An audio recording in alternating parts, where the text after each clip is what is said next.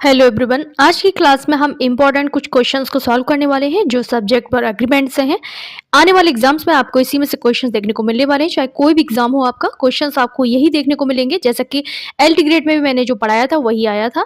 तो चलो स्टार्ट करते हैं। Half of the apples dash ripe. तो इसमें राइट ऑप्शन क्या होगा? देखो, वीडियो अच्छा लगे तो लाइक शेयर सब्सक्राइब भी किया करो चैनल को। एज होगा, आर होगा, हवाज होगा या फिर हैव होगा। देखो, हाफ ऑफ के साथ में क्या दिया हुआ है? हाफ ऑफ द एप्पल्स है। तो एप्पल्स क्या है? एप्पल को हम गिन सकते हैं। तो ये क्या है? काउंटेबल है। और कैसा है? प्यूरल काउंटेबल नाउन है जिसको हम गिन सकते हैं। एप्पल्स क्या है? प्यूरल काउंटेबल नाउन है। इसके लिए हम यहाँ पर प्यूरल वर्ब का यूज करेंगे। तो राइट ऑप्शन क्या हो जाएगा? आर हो जाएगा इसमें। Half of the apples are ripe हो जाएगा। हाफ ऑफ के साथ में याद रखना है प्यूरल नाउन हो, प्यूरल काउंटेबल नाउन हो, तो वहां हम प्यूरल वर्ब का यूज करते हैं। तो क्या हो जाएगा? आर राइप हो जाएगा। यही सिंगुलर होता है, जैसे मैंगो होता तो इसका यूज करते हैं। हाफ ऑफ द एप्पल्स है इसलिए हमने आर का यूज किया है। तो आपको रूल याद रखना है। हाफ ऑफ द स्टूडेंट्स, तो यहाँ पे स्टूडेंट्स क्या है? प्यूरल नाउन है। तो प्यूरल नाउन के साथ में हम प्यूरल वर्ब का यूज करते हैं। हाफ ऑफ के साथ में क्या हो, आपको याद रखना है। ये रूल बहुत ज़्यादा अप्लाई होता है एग्जाम्स में। हाफ ऑफ प्लस क्या हो? प्यूरल नाउन हो, हम आर का यूज करेंगे। स्टूडेंट के साथ में आर हो जाएगा। जैसे हो हाफ ऑफ द मैंगो होता तो इज हो जाता। तो यहाँ राइट ऑप्शन हमने देख लिया है, क्या होगा? आर होगा। नेक्स्ट देखते हैं। क्वेश्चन नंबर 2 है half of the land dash uncultivated. तो यहाँ पर अनुपजाऊ है, यानी आधी से ज्यादा जो जमीन है वो क्या? अनकल्टिवेटेड है। तो यहाँ पर हाफ ऑफ के साथ में लैंड क्या है? लैंड क्या है? काउंटेबल है या फिर अनकाउंटेबल? लैंड को गिना जा सकता है? नहीं, ये अनकाउंटेबल नाउन है। हाफ ऑफ के साथ में अनकाउंटेबल नाउन हो तो हम सिंगुलर वर्ब का यूज करते हैं। तो राइट ऑप्शन क्या हो जाएगा? लैंड हो, वाटर हो, ये सब क्या होते हैं? इनको हम गिन नहीं सकते हैं। तो ये अनकाउंटेबल नाउन है। तो प्यूरल काउंटेबल नाउन हो तो हम प्यूरल वर्ब, अनकाउंटेबल नाउन है तो हम सिंगुलर वर्ब का यूज करते हैं। Half of the land is uncultivated हो जाएगा, क्योंकि ये लैंड है जिसको हम गिन नहीं सकते, अनकाउंटेबल है। तो याद रखना रूल आपको। हाफ ऑफ द, जैसे द वाटर, तो वाटर भी क्या अनकाउंटेबल नाउन है, तो इज लग जाएगा यहाँ पर, इज डर्टी हो जाएगा। जैसे हमने ऊपर पढ़ा था एप्पल था तो आर लगा था, अनकाउंटेबल है तो इज लगेगा। Next question number 3, working dogs never dash. भौंकने वाले कुत्ते कभी नहीं काटते हैं। तो यहाँ पर कुत्ते क्या है? डॉग्स क्या है? प्यूरल सब्जेक्ट है। सब्जेक्ट क्या है यहाँ पर? प्यूरल है। प्यूरल के लिए हम क्या यूज करते हैं? प्यूरल वर्ब का यूज करते हैं। सब्जेक्ट प्यूरल है और प्यूरल वर्ब भी आएगा यहाँ पर। तो राइट ऑप्शन क्या हो जाएगा? वर्किंग डॉग्स नेवर वाइट हो जाएगा। वाइट हो जाएगा। वाइट्स तो सिंगुलर होता है, बर में ऐसी एस लगा के तो सिंगुलर बनाते हैं ना, तो वाइट हो जाएगा। वाइट प्यूरल होता है वाइट का। तो नेक्स्ट देखते हैं question number 4, a lot of food dash still lying on the plate. अभी भी बहुत सारा जो खाना है वो टेबल पर पड़ा हुआ है, टेबल में पड़ा हुआ है। तो यहाँ पर राइट ऑप्शन क्या होगा? अ लॉट ऑफ के साथ में फूड क्या है? अनकाउंटेबल है। Sting lying on the table, तो हम यहाँ क्या यूज करेंगे? राइट ऑप्शन क्या हो जाएगा? A lot of food dash sting lying on the table. तो यहाँ सब्जेक्ट क्या हमारा? फूड है। तो हमारा ऑफ से पहले ही हमारा, ऑफ के बाद में हमारा सब्जेक्ट होता है। तो यहाँ पर a lot of food, food हमारा सब्जेक्ट है जो कि अनकाउंटेबल है और सिंगुलर है, तो हम सिंगुलर वर्ब का यूज करेंगे। तो राइट ऑप्शन क्या हो जाएगा? इज हो जाएगा। A lot of food is still lying on the table. इसका पीडीएफ आपको टेलीग्राम पे मिल जाएगा। टेलीग्राम का लिंक डिस्क्रिप्शन बॉक्स में, उसको ज्वाइन कर लेना। एग्जाम्स में उस समय पढ़ने से अच्छा है धीरे धीरे पढ़ते रहो। जो वीडियो आया उसको देखा करो, तो वही तो एग्जाम में क्वेश्चन आते हैं। 50 rupees dash not a big sum for him. तो 50 रुपये उसके लिए ज़्यादा बड़ी रकम नहीं है। तो यहाँ राइट ऑप्शन क्या होगा? हाँ, is a lot of food is still lying on the table. तो और इसका एग्जाम्पल देखते हैं। अ लॉट ऑफ, थोड़ा सा समझाने के लिए इसको मैंने बैक किया है। अ लॉट ऑफ के साथ में अनकाउंटेबल नाउन है तो हम सिंगल वर्ब का यूज करेंगे। थोड़ा सा ध्यान देने के लिए आपको यहाँ जरूरत है। अगर अ लॉट ऑफ के साथ में प्यूरल नाउन है तो हम प्यूरल वर्ब का यूज करेंगे, आपको इतना याद रखना है। अ लॉट ऑफ के साथ में फूड अनकाउंटेबल नाउन तो हमने इसका यूज किया है। और प्यूरल नाउन हो तो हम क्या यूज करेंगे? तो वहां पर हम प्यूरल वर्ब का यूज करेंगे। जैसे अ लॉट ऑफ क्या होना चाहिए? बुक्स, तो बुक्स के साथ में आर आ जाएगा यहाँ पर। तो क्या हो जाएगा? यहाँ पर हम आर का यूज करेंगे। अ लॉट ऑफ बुक्स क्या हो जाएगा? प्यूरल वर्ब यानी आर का यूज करेंगे। ठीक है, यही थोड़ा सा समझाना था। नेक्स्ट देखते हैं, फिर से आ जाते हैं यहीं पर। 50 rupees dash not a big sum for him. 50 रुपये उसके लिए बड़ी रकम नहीं है। तो यहाँ पर राइट ऑप्शन क्या हो जाएगा? यहाँ पर कोई भी अमाउंट हो, डिस्टेंस हो, कोई भी वेट हो, उसको हम सिंगुलर में काउंट करते हैं। तो यहाँ पर 50 रुपीज़ को हम किस में काउंट करेंगे? रुपीज़ में। यानी कि यहाँ पर राइट ऑप्शन क्या हो जाएगा? यहाँ पर एक यूनिट की तरह काम कि 50 रुपये एक यूनिट है, एक नोट बन रहा है। तो अमाउंट हो, डिस्टेंस हो, वेट हो, एक यूनिट की तरह काम करे तो वहाँ हम सिंगुलर वर्ब का यूज करते हैं। नेक्स्ट है question number 6, no pen dash available on the table. तो नो पेन यानी कोई भी पेन नहीं है। तो जब है ही नहीं तो क्या लगाएंगे हम? तो इन सब के साथ में हम क्या यूज़ करते हैं, हम सिंगुलर वर्ब का यूज़ करते हैं। तो राइट ऑप्शन क्या हो जाएगा, नो पेन। यहाँ पर क्या बता रहा है कि कोई भी पेन नहीं है, यानी सब्जेक्ट हमारा क्या है, सब्जेक्ट हमारा हो गया सब्जेक्ट हमारा जो है वो नो पेन है। तो इसके साथ में हम जो यूज़ करेंगे वो हो जाएगा इज़ हो जाएगा, no pen is available on the table हो जाएगा। तो राइट ऑप्शन यहाँ पर क्वेश्चन नंबर 6 का इज़ हो जाएगा। और इसका रूल देख लेते हैं। नो के साथ में अगर आपका आता है सिंगुलर काउंटेबल नाउन, जैसे पेन है, तो हम क्या यूज़ करेंगे, यहाँ पर हम सिंगुलर वर्ब का यूज़ करेंगे, इतना ध्यान रखना है। एंड नो के साथ में आपका प्लूरल काउंटेबल नाउन आता है, तो आप क्या यूज़ करेंगे, तो आप प्लूरल वर्ब का यूज़ करेंगे, इतना आपको याद रखना है। तो नो पेन्स होता तो आर हो जाता, नो पेन है तो हम प्लूरल वर्ब यानी सिंगुलर नो पेन यानी सिंगुलर है तो इसका यूज़ किया है। जैसे नो बुक्स आर हो जाएगा, यहाँ पर no books are available on the table हो जाएगा, ठीक है। ये बुक्स प्लूरल है तो प्लूरल वर्ब, सिंगुलर होता तो सिंगुलर वर्ब लगता है। बस इतना सा फंडा आपको समझना है। क्वेश्चन नंबर 7 है, neither she nor her son dash arrived so far. Neither से जब भी सेंटेंस स्टार्ट होता है तो और नॉर के बाद में जो सब्जेक्ट होता है उसके अकॉर्डिंग ही वर्ब आती है। तो हर सन यानी क्या है यहाँ पर, तो ईदर और हो, और नीदर नॉर का जब पेयर बनता है तो नॉर के बाद में क्या है, हर सन है, तो वो क्या है, तो यूज़ होगा वो हो जाएगा यहाँ पर सिंगुलर वर्ब का है, यानी हर सन यानी एक ही बेटे की बात की, सन्स नहीं है यहाँ पर, सिंगुलर सब्जेक्ट है, हर सन एक लड़के की बात हो रही है। तो हम क्या यूज़ करेंगे, हैज़ का यूज़ करेंगे, neither she nor her son has arrived so far हो जाएगा। राइट ऑप्शन हैज़ हो जाएगा। नेक्स्ट देखते हैं क्वेश्चन नंबर 8 है, it is I who dash to bear the loss. ये मैं हूँ जो लॉस को सहन कर रहा हूँ या फिर करता हूँ। तो ये क्या है, हु क्या है, हु अपने एंटीसीडेंट यानी आई के अकॉर्डिंग वर्ब लेगा, तो आई के साथ एम आता है। तो इट हु के पहले जो भी होता है उसके अकॉर्डिंग ही वर्ब आती है। ये अपने एंटीसीडेंट यानी अपने पहले वाले के अकॉर्डिंग वर्ब लेता है, तो एम आ जाएगा, it is I who M हो जाएगा। नेक्स्ट देखते हैं क्वेश्चन नंबर 9 है, I wish I dash a writer. यहाँ पर हाइपोथेटिकल एक सिचुएशन है, इमेजनरी है, तो इन सब में हम वर्ब का यूज़ करते हैं, ये काल्पनिक बातें होती हैं। काश में राइटर होता तो हम वर्ब का यूज़ करेंगे, यहाँ पर कोई भी सब्जेक्ट हो, ही शी इट कोई भी हो, हम वर्ब का ही यूज़ करेंगे यहाँ पर। तो राइट ऑप्शन वर्ब हो जाएगा, I wish I were a writer. Next है question number 10, your trousers dash very tight. तुम्हारी जो ट्राउजर्स हैं बहुत ज़्यादा टाइट हैं, तो क्या यूज़ करेंगे हम यहाँ पर, तो राइट ऑप्शन क्या हो जाएगा, इज़ होगा, आर होगा, वॉज होगा या फिर वर्ब का यूज़ होगा। तो यहाँ पे ट्राउजर्स क्या है, ट्राउजर्स यानी ट्राउजर्स की बात हो रही है, ये सब्जेक्ट जो हमारा है वो सिंगुलर है या फिर प्लूरल है, अब आप सोच लो इस पर क्या होना चाहिए यहाँ पर राइट ऑप्शन।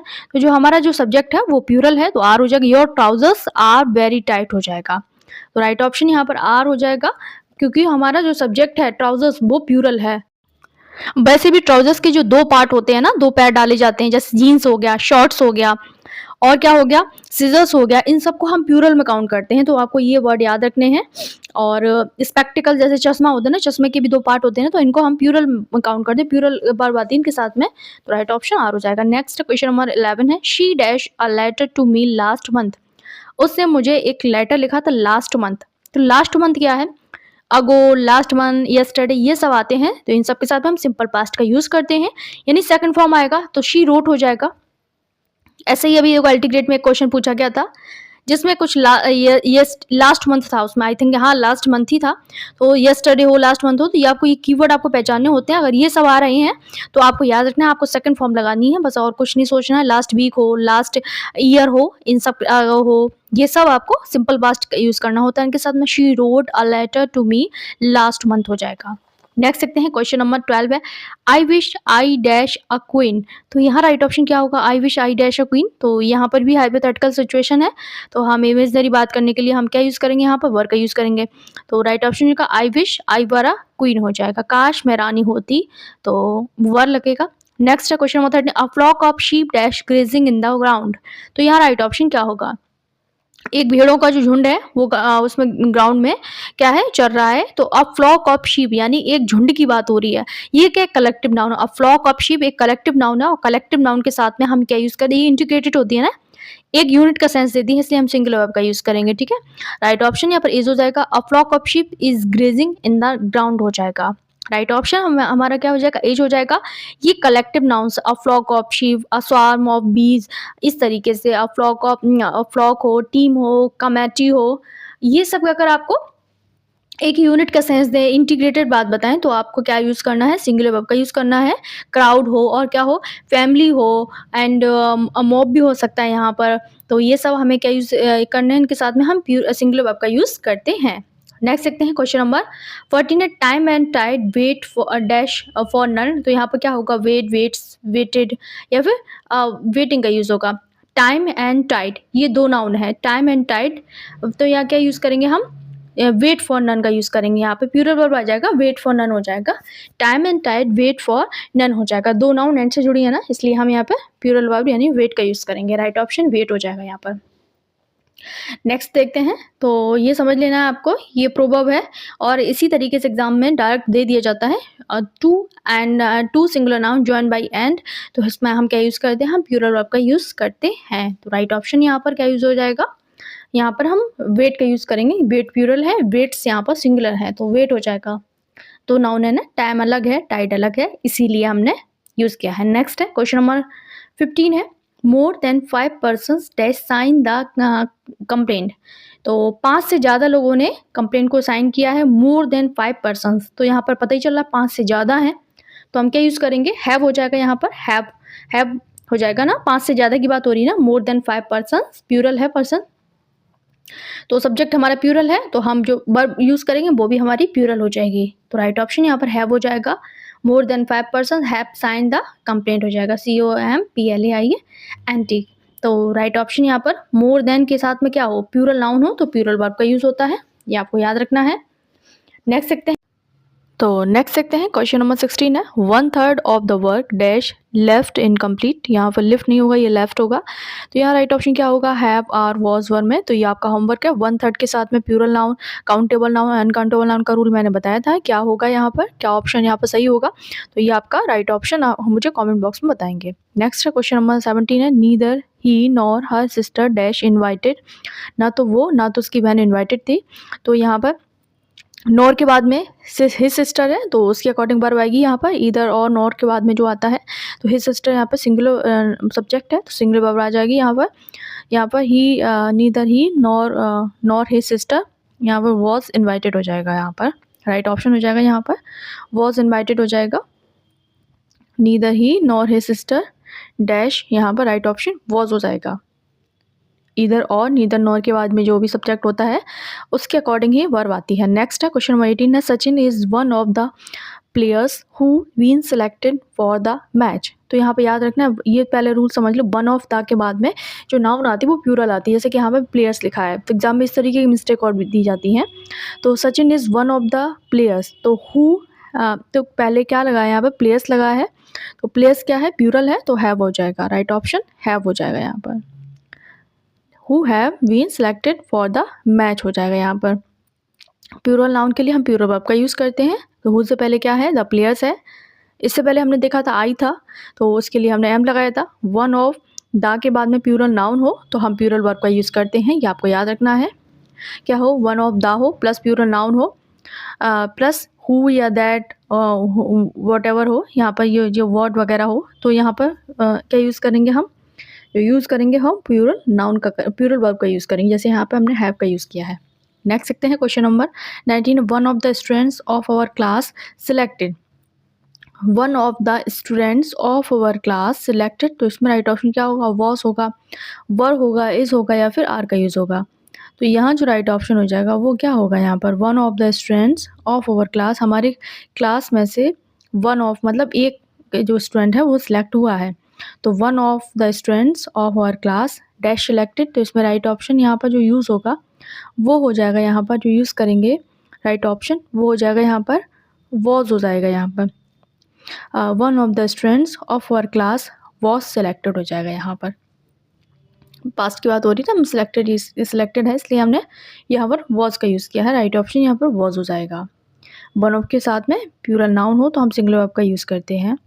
नेक्स्ट है क्वेश्चन नंबर 20 है age and experience dash a man wise. तो एज और एक्सपीरियंस को हम कंपाउंड प्लूरल नाउन समझते हैं, तो हम यहाँ पर मेक का यूज़ करेंगे। एज एंड एक्सपीरियंस जैसे ब्रिंग भी लगता है, तो ब्रिंग प्रॉस्पेरिटी इस तरीके से। तो यहाँ पर जो यूज़ करेंगे हम क्या यूज़ करेंगे, प्लूरल वर्ब का यूज़ करेंगे। तो मेक हो जाएगा age and experience make a man wise हो जाएगा। यहाँ पर मेक हो जाएगा, प्लूरल सब्जेक्ट है तो हम प्लूरल वर्ब का यूज़ करेंगे यहाँ पर। राइट ऑप्शन ए हो जाएगा, मेक हो जाएगा। नेक्स्ट देखते हैं क्वेश्चन नंबर 21 है 10 टाइम्स 50 डैश 500। तो यहाँ पर क्या क्या बात की जा रही है, एक 10 टाइम्स 50 डैश 500, तो हम ये क्या यूज़ करेंगे, जब भी आपको जैसे इस तरीके से जब कोई भी सम किया जाता है तो यहाँ पर जब करेंगे 500 हो जाएगा, 10 टाइम्स 50 इजिकल टू 500 होता है। तो हम क्या यूज़ कर रहे हैं यहाँ पर, एक तरीके से एक यूनिट की बात कर रहे हैं, तो इज़ हो जाएगा यहाँ पर। जब एक इंटीग्रेटेड बात होगी, यूनिट की बात होगी, तो हम सिंगुलर वर्ब का यूज़ करते हैं। 22 है, it is I who dash to answer him, तो यहाँ पर हु अपने एंटीसीडेंट के अकॉर्डिंग वर्ब लेगा, तो हु से पहले आई है तो आई क्या लेगा, अपने पहले एम लेगा, एम आई के साथ एम आता है, तो it is I who am to answer him, ये मैं हूँ जो उसको आंसर के लिए प्रतिबद्ध हूँ या दूंगा, इस तरीके से। नेक्स्ट है question number 23, the sun dash in the east, तो यहाँ पर सन क्या है, सिंगुलर नाउन है, तो उसके साथ में सिंगुलर वर्ब आएगा, राइजेज हो जाएगा, the sun rises in the east, ठीक है, the sun rises in the east हो जाएगा। नेक्स्ट देखते हैं क्वेश्चन नंबर 24 है, प्यूरल वर्ब होती है तो प्यूरल नाउन के साथ प्यूरल वर्ब आता है, और वैसे भी आपको याद रखना है the sun rises in the east, एक क्या है, एक यूनिवर्सल एक्शन है, या फिर हैबिचुअल एक्शन हो, यूनिवर्सल एक्शन हो, जनरल ट्रूथ हो, जनरल फैक्ट हो, तो इन सबको भी हम केस में यूज़ करते हैं। ये जैसे ट्रूथ हो, कोई भी जैसे पानी 100 डिग्री पे उबलता है, इस तरीके से, तो हम यहाँ पर सिंपल प्रेजेंट टेंस का यूज़ करते हैं। नेक्स्ट 24 है, I dash her last week at her residence, तो यहाँ पर एक की वर्ड आया है लास्ट मंथ, लास्ट वीक आया है, लास्ट वीक का मतलब है सेकंड फॉर्म यानी मैट हो जाएगा, I met her last week at her residence. Next है question number 25, a series of lectures dash been plan for next year, तो यहाँ राइट ऑप्शन क्या होगा, हैज़ होगा, हैव होगा, इज़ होगा, या फिर आर का यूज़ होगा। यहाँ सब्जेक्ट क्या, आ सीरीज़ है, तो जो कि क्या है, अ सीरीज ऑफ लेक्चर्स, तो एक लेक्चर की सीरीज़ है, तो हम यहाँ पर सिंगुलर वर्ब का यूज़ करेंगे। सब्जेक्ट हमारा आ सीरीज़ है, लेक्चर नहीं है, एक सीरीज़ की बात की जा रही है ना, लेक्चर्स की, तो आपको याद रखना है। तो थोड़ा सा रूल समझ लेते हैं इसका, आ सीरीज़ ऑफ हो जैसे या फिर अ कलेक्शन ऑफ हो, तो इन सब के साथ में हम सिंगुलर वर्ब का यूज़ करते हैं, क्योंकि हमें नहीं मालूम है, आगे वाली से हमारा मैटर नहीं करता है सब्जेक्ट, हमारा जो मेन सब्जेक्ट है वो सीरीज़ है। अ सेट ऑफ हो तो प्यूरल, और उनके साथ में प्यूरल नाउन आता है, तो वर्ब तो सिंगुलर ही आएगा इनके साथ में, याद रखना है, वर्ब सिंगुलर आता है। और नेक्स्ट देखते हैं, a collection of rare stamp dash displayed in the museum, तो अ कलेक्शन, एक कलेक्शन हमने देख लिया, अलग कलेक्शन क्या है, सिंगुलर वर्ब लेगा, तो राइट ऑप्शन यहाँ पर हैज़ हो जाएगा, a collection of rare stamps has displayed in the museum. तो ये थे आज के 26 क्वेश्चंस, आपको कैसे लगे, लाइक से सब्सक्राइब करना, एंड इसका जो PDF है आपको टेलीग्राम पे मिल जाएगा, और टेलीग्राम को ज्वाइन कर लेना, और वीडियो को अगर अच्छा लगा करे तो लाइक ज़रूर कर दिया करो, दोस्तों का शेयर कर दिया करो। मिलते हैं अगली वीडियो में, तब तक के लिए बाय बाय, एंड अपना स्कोर ज़रूर बताना कि आपने 25 में से कितना स्कोर किया, एंड अपना होमवर्क मुझे कमेंट करना।